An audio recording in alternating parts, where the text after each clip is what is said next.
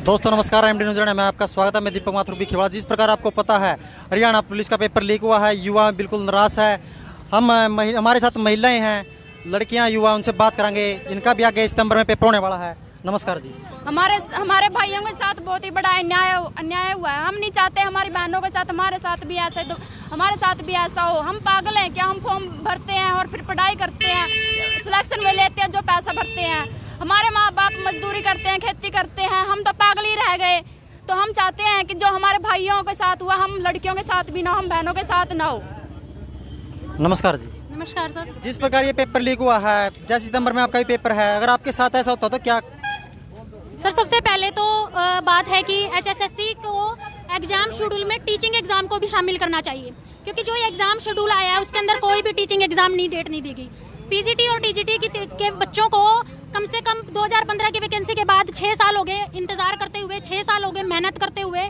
और सबसे बड़ी बात है कि जो भाइयों के साथ हुआ, पेपर लीक आउट हुआ, पेपर सीक्रेसी का जो मामला होता है वो सबसे बड़ा मामला होता है।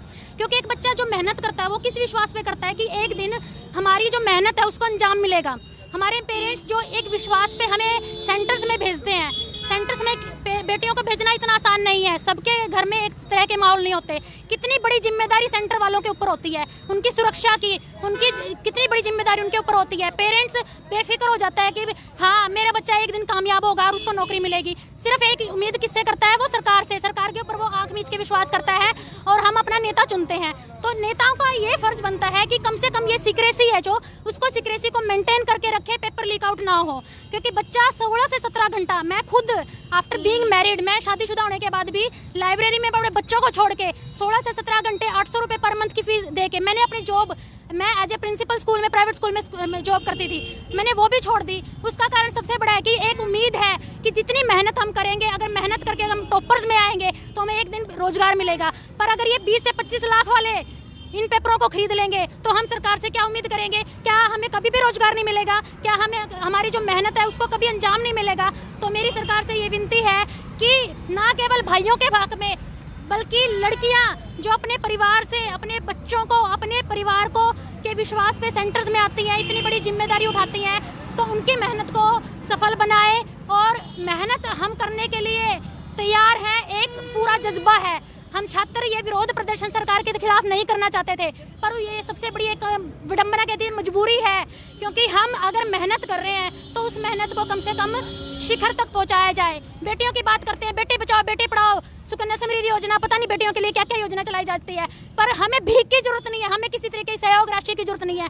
हम चाहते हैं कि हम अपनी जो पढ़ाई, अपने दम पे जो हमने अपनी इतनी हाईली एजुकेटेड यूनिवर्सिटी में पढ़ाना कोई आसान काम नहीं होता। लाखों रुपए खर्च कर दिए हमने, कितने लाखों रुपए खर्च, शायद आज इतने लाखों रुपए खर्च से वो पेपर भी परचेज हो जाता। पर हम नहीं चाहते इस तरह की, हम नौकरी नहीं चाहते। हम चाहते हैं कि सबको अपनी मेहनत का एक हक मिले।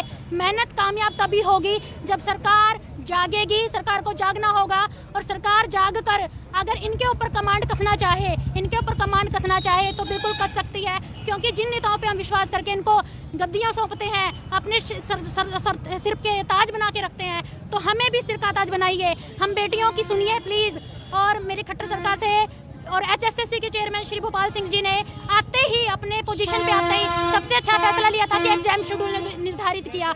इतना अच्छा एग्जाम शेड्यूल को देख के बच्चों में एक जोश जागा, एक उम्मीद जागी। हाँ आज मेरा पेपर होगा, आज से 2 महीने बाद मेरा पेपर है, आज मैं 24 घंटे में से अगर 20 घंटे भी पढ़ूंगा तो मैं कामयाब हो जाऊंगा। पर क्या सब चीज़ें वेस्ट हो जाती है? उस रात वो बच्चे सो भी नहीं पाए जिन्होंने 17-17 घंटे, 18-18 घंटे मेहनत की थी, शायद उन्होंने खाना भी नहीं खाया होगा। तो मैं आने वाले पेपरों में भी सरकार से ये गुजारिश करना चाहूँगी, इस धांधली को रोका जाए और कामयाब बच्चे जो डिजर्विंग कैंडिडेट है उनको ये पोजीशंस मिली जाए। गिनी चुनी वैकेंसीज आती हैं, गिनी चुनी वैकेंसीज पे सिर्फ और सिर्फ डिजर्विंग कैंडिडेट बैठे। एचटेट, सीटेट, नेट करने के बाद स्क्रीनिंग एग्जाम होता है, टेस्ट के ऊपर टेस्ट है, टेस्ट के ऊपर टेस्ट है। पर हम तैयार हैं टेस्ट के ऊपर टेस्ट देने के लिए। हम अपने हमने अपने सिर पे कफन बांध लिया है कामयाबी के लिए। पर हम तभी कामयाब हो पाएंगे जब सरकार जागेगी, हमारी सुनवाई होगी और हम कामयाब तभी होंगे। हम मेहनत करने के लिए तैयार हैं। कृपया सरकार जागे और इस धांधली को रोका जाए। और जिन लोगों ने इन धांधलियों में जो लोग शामिल हैं उनके ऊपर सख्त से सख्त कार्रवाई करके उनको सख्त से सख्त सजा दी जाए, ताकि आने वाले पेपर बिल्कुल अच्छे तरीके से, सरकार शांतिपूर्ण तरीके से निपटे और हम इस तरीके को कोई विरोध प्रदर्शन ना करना पाए। धन्यवाद। तो हमारे साथ कुछ बहनें और उनसे भी बात करांगे। जिस प्रकार सितंबर में इनका भी पेपर है तो बात करांगे। नमस्कार जी। नमस्कार जी। अगस्त में 28 अगस्त। अच्छा 28 अगस्त को पेपर आएगा, सॉरी, तो बात करांगे। नमस्कार। नमस्कार जी। तो आप क्या कहना चाहते हो जिस प्रकार आपका 28 अगस्त को पेपर है? कहने का तो कुछ नहीं बचा, देख लिया हमारे बहन भाइयों का सारा काल देख लिया के बीतता है। माँ मैंने मेरा हम किसान आए बाड़ कहाँ सवेरे आवा 8 बजे आए यहाँ 7 बजे अड़ता जाओ वहाँ कड़ा काम है हमारा पड़िया कड़िया नहीं काम है। हमारे माँ बाप हमें रोड बैठे माँ में आज रोड पे लिया दिए कुकर लिया दिए किसान स्थिति लिया दिए खट्टन लिया दिए जो यू इतनी सिक्योरिटी दे दे सारे दे दे मंत्री ने दे दे एमएलए ने दे दे जेड सिक्योरिटी देता तो ये पेपर वाले ने दे देता के बिगड़ा था किसी का कुछ नहीं बिगड़ा था बिगड़ तो ही मारा गया। देख लो आज हमारे भैया के क्या हाल है न्यू नहीं देखते दिन खड़ा हुआ है रात खड़ा हुआ मेरे बहन भैया का और वो हाल हमारा भी वो जगह यह है कि 28 अगस्त के बना कुछ नहीं बनता रो लो पीट लो भाई कोई नहीं किसी की मानता। जिस प्रकार आपको पता है 18-18 घंटे लाइब्रेरी में एक गरीब मजदूर आदमी अपने पढ़ाई का अपनी लड़की का खर्चा या लड़के का खर्चा नहीं उठा सकता।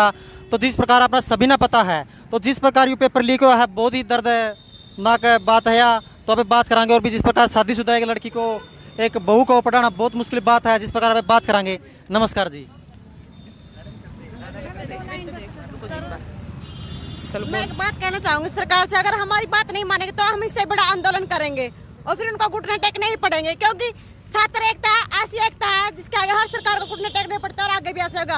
अगर सरकार ने हमारी आप खुद सोचिए कि बच्चे इतने घंटे पढ़ते हैं हमारे भाई बहन है जो वो रात को सुबह 3 बजे 4 बजे सोते हैं। आप खुद सोचो उनकी आंखें कितनी बड़ी बड़ी हो जाती है